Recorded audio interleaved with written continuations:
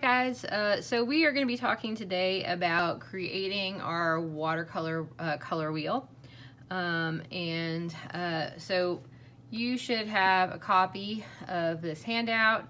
If you don't have a copy, if you're not in class, you can print one off. If you don't have access to a printer, you can copy it best you can in your sketchbook. I would suggest finding something large and circular and then using your ruler to make the lines.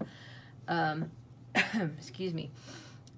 So you guys are going to be using, for this activity, you're going to be only using the primary colors, so red, blue, yellow, the colors that can't be mixed, and black, because we are going to make a color wheel featuring all 12 of the primary, secondary, tertiary hues.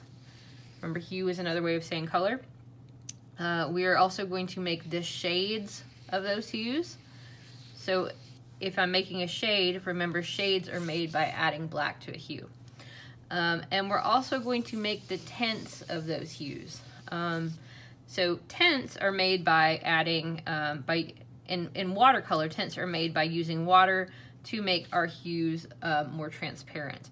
If we're using acrylic paint or maybe gouache, we might physically mix white into the paint. But since watercolor is transparent, we are going to use the white of the paper to lighten the color and make our application just thinner so that the color appears lighter. So there may be some extra credit on this worksheet for the intrepid researcher, so you're going to have to look and see what you find out.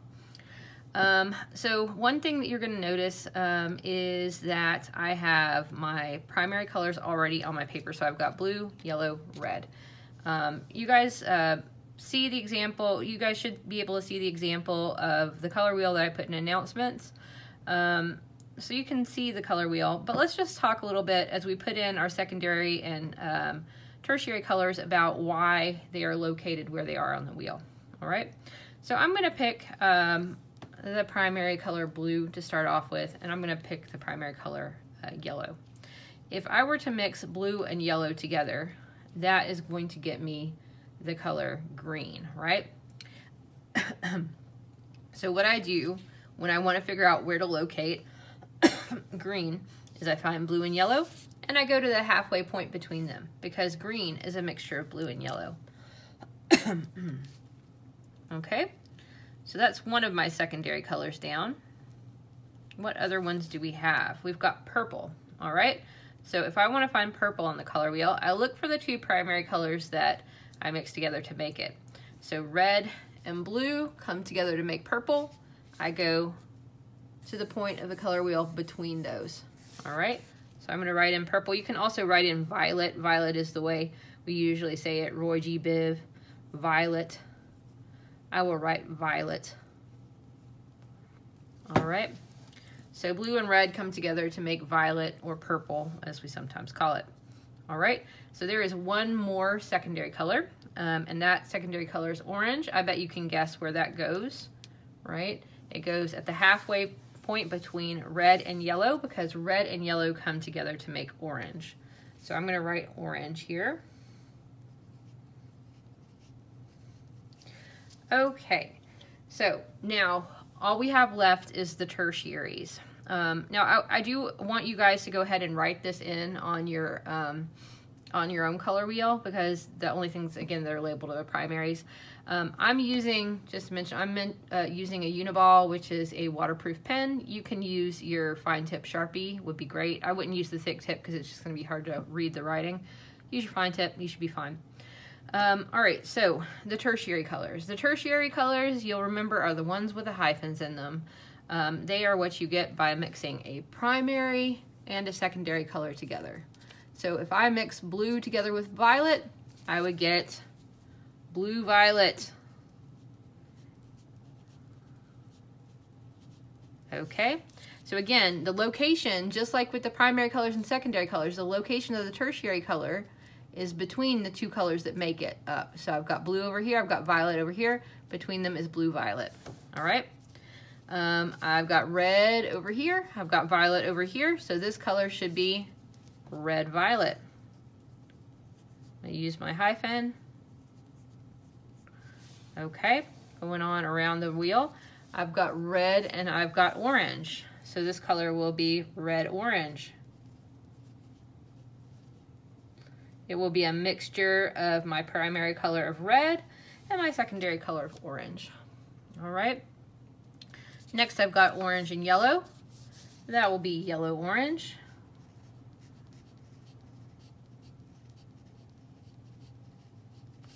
And then I have yellow and green. Of course, that would be yellow-green.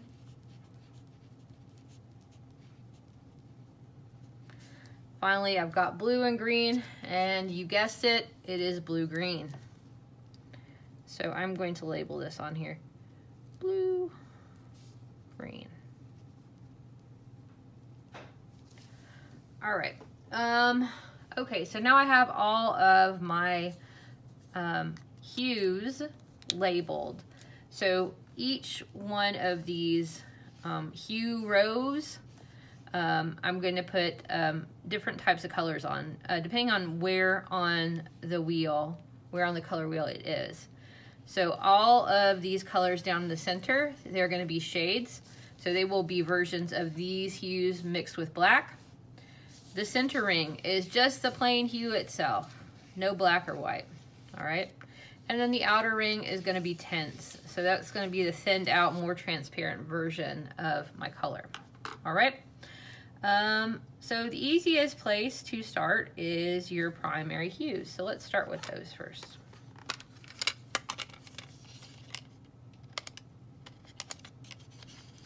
So I've got my watercolor palette.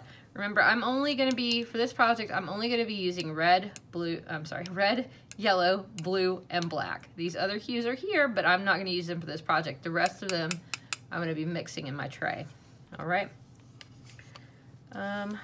So let's see where I can put this where you can see this too. There we go. You should be able to see both now. All right, I've also got a little cup of water over here, and I've got a paper towel underneath my artwork. I've got another spare one up here. If your brush is brand new like mine is, you're gonna wanna get it just a little bit wet first and kind of dab off any extra water. I am going to start with the primary hue of red. So I'm going to find the red on the color wheel, and I'm looking for the ring that is hue, that's the middle ring, so I know just the plain red needs to go here.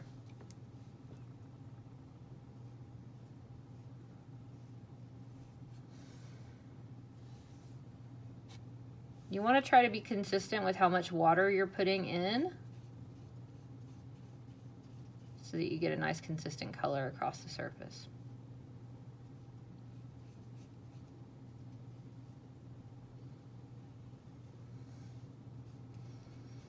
And go slow.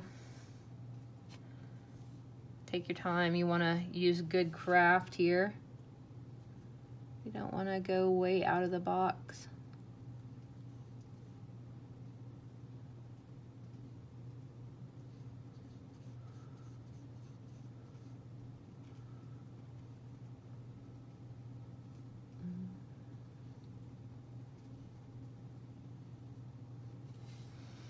If it makes it easier on you, you can turn your paper to suit the direction of your hand. I'm not going to do that because of the camera, but if I were doing this on my desk, I might just turn this paper to the angle that it would be easiest for me to apply the paint. And if you're working on, you know, copy paper like I am, this is from my printer, instead of watercolor paper, just know that you don't want to go really crazy with the water. You don't want this to be soaking wet. Just enough water to get it moving, okay? All right, so there is one of my primaries. Let's see, how would I go ahead and mix a, let's see, I'm gonna save the hues, the tints until a little bit later. Let's just go ahead and finish off the primaries. So next I'll do blue.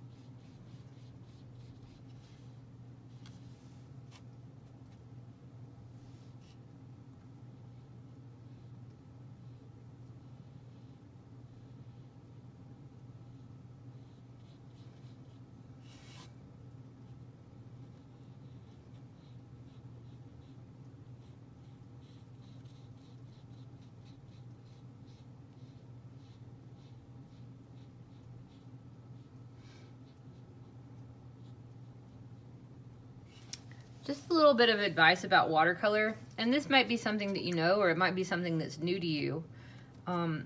If I were to paint a color right next to this so that it crosses into it, and this is still wet, that color is going to start bleeding into this color. So it's wise to let a color dry a little bit before you paint next to it. So that doesn't mean stop and wait, just go to a different point on the wheel and do a different color, add a different color in. All right, my last primary is yellow.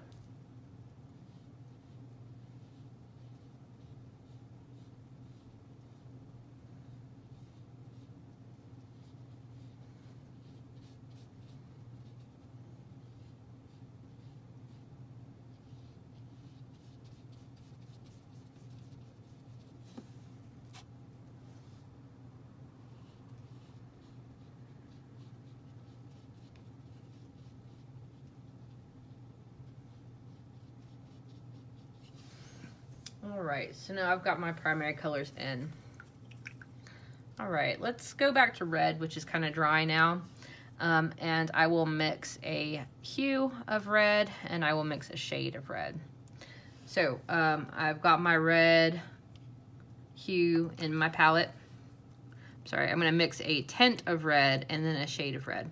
So I've got my red in my palette. What do I do to make a tint? I am going to add more water to my brush to make a more transparent version of red. So you can take a little bit of water and just put it in your palette up here like this. And then you can go ahead and apply your thinned out version.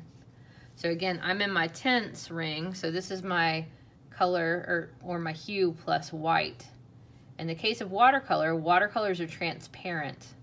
So you know, they do make white watercolor paint, but most often what people do when they want a tint of a color is they make it more transparent by adding water. Okay. I see a drop of water that was about to hit my paper. Okay. You're going to see in my palette that I've got room to mix some more colors, but if I know that that's it for this color and for this tint, as I do, you know, it's good to just keep your palette clean so that you can keep mixing. You don't have to wipe it out every color you do, but if you wipe it out while it's still wet, it's much easier to clean up. If it dries, you can just add some water to it and wipe it out. All right, so now I've got my red hue and I've got my red tint. The next thing I need is my red shade. Remember, that is going to be the hue of red plus the black, which is way over here off camera. You guys can't see it. So I am going to take a little bit of my red paint and I'm going to put it up into the mixing area. I'm going to wash out my brush and dry it off before I dip into my black paint over here. When I'm picking different colors, I want to mix here in the palette. I don't want to mix here in the colors because they'll start to get really messy. It's really important to kind of discipline yourself as you're working with color and do your mixing on your palette and not in your paints, okay? So I got a little bit more than I think I need here, so I'm gonna wash my brush out, okay, and dry it off again. I might pick up a little bit more red paint because I think I actually got quite a bit of black. All right, so this is my shade of red. I think I want to make it even more red. Add just a little bit more red. All right, here's my shade of red. You can see it's almost got like a cooler cast to it now. So I'm going to go ahead and put that in the shade.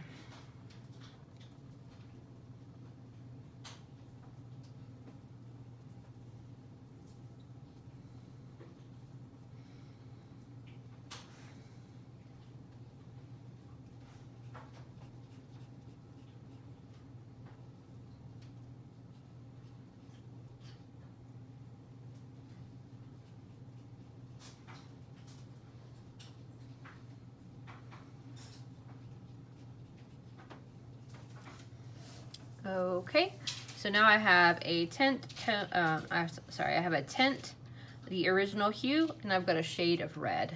I'll need to do the same for my blue and my yellow, my primary colors. Hi guys, so at this point I've got my primary hues, tints, and shades mixed. So now I'm moving on to my secondary colors. I did take a minute and go ahead and clean out my water. You're going to need to clean your water out regularly during the process, and you can see that I've been wiping my palette out as I go. It's important to practice cleaning out your palette regularly as you're painting, all right? That way you can mix and not get colors that you don't intend to get. All right, so I do have a green in my palette, but remember, part of this exercise is learning to mix all of the hues from the primary colors. So resist the temptation to just go to the green, and let's make our own green. So what you need to do is get a little bit of yellow out of the palette. Now, if you're gonna mix a color like green that has a dark hue and a hue that is light in value, start with the hue that is light in value, in this case yellow, and then add your darker value hue in this case the blue. Just add a little tiny bit at a time until you achieve the color that you want. All right, so it's starting to look a little green. Remember, before you dip into your colors, wash your brush out. It's easy to forget, and if you do accidentally get a little color someplace you don't intend it, you can wipe it out with a paper towel. That to me is feeling a little on the blue side. I'm gonna add a little bit more yellow into it.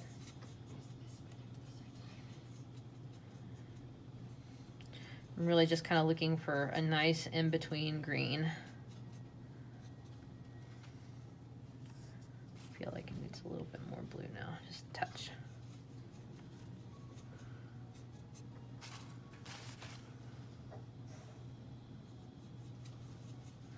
All right, I think that's a pretty good middle green. So I'm going to put that in the hue box for green. I know that, to get my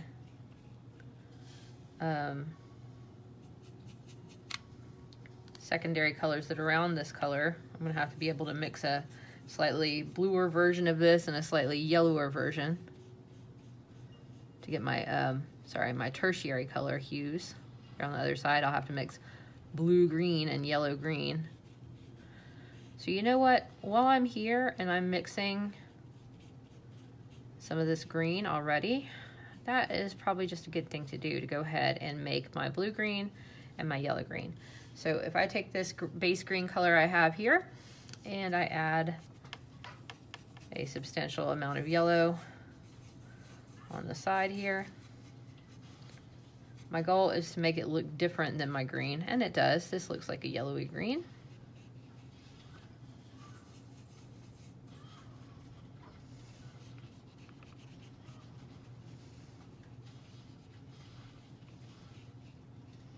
So I can put that in the hue for my tertiary color yellow-green.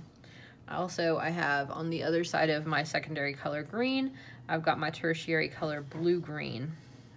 So I've got a yellow-green mixture here. I'm going to have to add a bit of blue to it.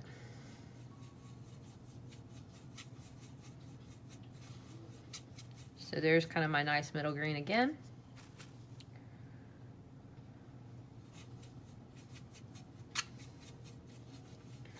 And this feels still like in the green family, but much more blue-green. So I'm going to apply that here. I think I can maybe take it a little bit further. Go a little bit more blue. And there is my blue-green hue.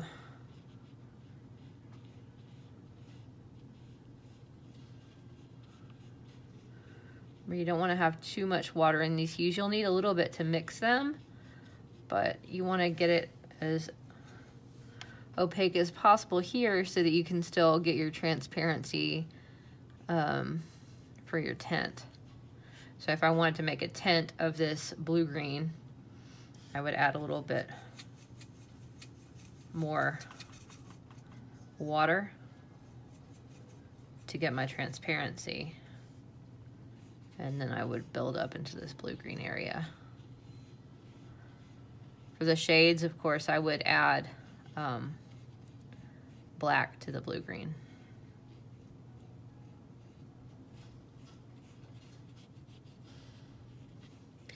I think, you know, if I wasn't doing this for you guys right now and I was coming up with a strategy to do it on my own, I might, you know, work in these little areas of analogous colors and mix all the secondary colors, tertiaries, tints, and shades like in one go, and then move on to the next little area. But I want to demonstrate this for you so you guys have those basic color mixes down. So again, I'm going to clean out my palette. Housekeeping of the palette. Keep it nice and clean so you can mix. Okay. Next, let's do violet. So that is between my hue of blue and my hue of red. The red is the slightly lighter valued color, slightly lighter valued hue there. So I'm going to use some red here. Okay. Wash out my brush, dry it a little bit. I'm going to pick up some blue.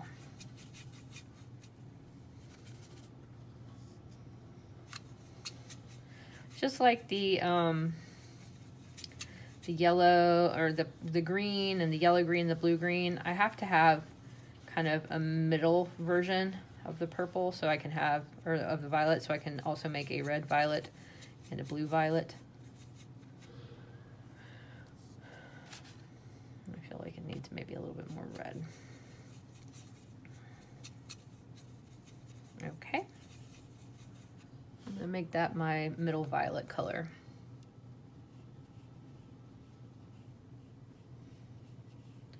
If you somehow got a little thin in your color, like maybe you got a little bit too much water in the brush, just dry your brush out really well. You can do a couple layers.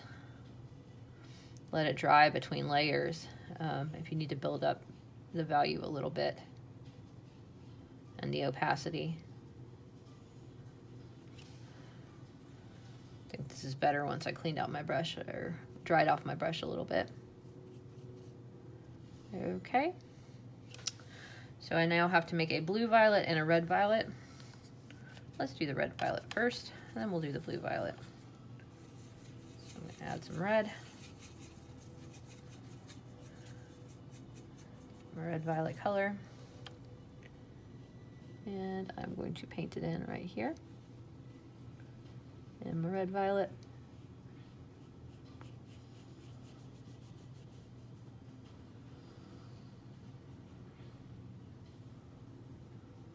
Remember, control the amount of water that's going on that paper.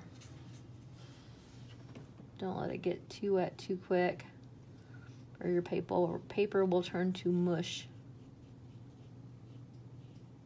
You don't want to concentrate your work all in, you know, a single area. Good to spread out, because if you paint two colors next to each other that are still wet, they'll start bleeding into each other.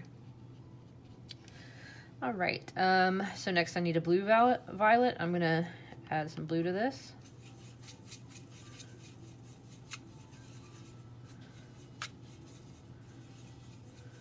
Okay, that feels bluer than my original violet. And purpler than my blue, I suppose. I'm going to try it out. A good test is to put it next to the color. Like, so if I put this next to the violet and next to the blue, it needs to be distinct from both of them. I need to make a distinct shade, or I'm sorry, a distinct hue. A shade, of course. Sometimes people mean that when they use that word when they mean a type of hue, but what they really mean is hue, because shade, of course, means a hue mixed with black. And that's the real meaning of that word. Like navy is a shade of blue because it's blue and black together. Okay, so I've got my blue violet. Done. All right, so I've just got a couple more secondary and tertiary colors here to mix. Again, I'm gonna keep on the housekeeping of my palette and just wipe this out so that I can keep on making and mixing color. Wow, so I've mixed all this so far just from 3 colors plus black. So, you know, these watercolor palettes can seem limiting at first, but really when you start mixing your colors, you're gonna see that you have a lot more color available to you than you may have initially thought. So let's look at our next secondary color. That's orange. All right, so again, I look at the hues on either side of orange. I mix yellow and red together to make orange. There is orange in my palette, but again, this exercise is about mixing color. So I'm gonna start with the hue with the lightest color, or lightest value, excuse me. That is yellow. And I'm gonna put some yellow here, not too much water. Nice things about these kits too, you know, if you run out of a color, we have refills that you can pop into your watercolor kit. If you run out of a single color, you can pop a single refill in. Or if you run out of all your colors, we've got big trays that you can pop into. All right, so I've got my yellow. The other hue that I need to mix orange, of course, is red. I can see that by how the color wheel fits together. So I'm gonna kind of add my red in. Just like my violet and red violet and blue violet, I have to have some room here to make a yellow orange and red orange. I feel like that's about in the middle. It's not too red, it's not too yellow. If it was too red or too yellow, I would adjust it till I kind of felt like it was right in the middle. Because I need to make sure each of these steps of my hues from secondary to tertiary are really distinct. That is going to help me make unique looking hues. It will help me to make unique looking tints and shades of those hues. So it's going to give me the variety of color I really crave to paint a picture.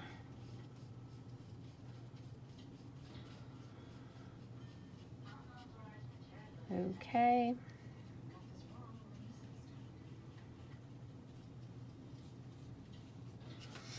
All right, so there's my orange. Now I need yellow orange and red orange.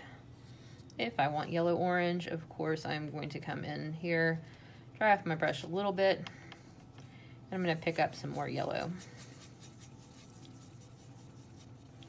I want this to be distinct from my yellow, and I want it to be distinct from my orange. So let's see what we can do here. Pick up some of this nearly dry red. So I feel like I could make it just a hair more orangey. Orangey. There's an interesting word for you.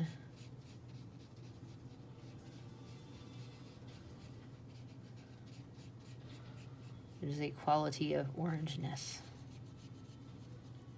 Orangey. This particular one is kind of yellow orangey. All right, so it is distinct from the yellow, it is distinct from the orange, it is a hue of its own. The next one I need is the red orange, so basically I'm gonna have to mix my my orange, and I'm gonna have to take it a little redder. Again, I'm avoiding the oranges that come in the kit, and I am mixing my own color, mixing my own hue. I know this color vocabulary, and there was a good reason we went over it when we started color pencil, but it can feel a little bit like speaking a foreign language at first, but just keep on going back to those definitions that you've done already. And practice using them when you're talking about your work. You know, color is something that anyone might say, but you as an art student know that hue is another way to say color. So practice it. Practice saying hue. What does it mean when you say tint? What does it mean when you say shade? A tint, a good example of a tint might be the color pink, which is in the hue family of red. It is red plus white, so it is a tint of the hue red, pink. can see this is up here. You know, when I was doing the red earlier and I did a tint, the tint of red, the tint of the hue red is pink. And I could make many different versions of all of these tints and all of these shades just based on how much black or white I put into them. You can make something that's just got a whisper of red in it. Very, very light pink by mixing more water in. Okay, so I've made it all the way around the hues of my color wheel. The next step is going to be to mix all of my tints and all of my shades. All right, so here is my completed watercolor color wheel. Just, you know, let it dry nice and flat. If it feels like it's rippling on you, you know, put it underneath something nice and heavy. If you've got any really light kind of patchy areas, you can, of course, mix your color and paint over it.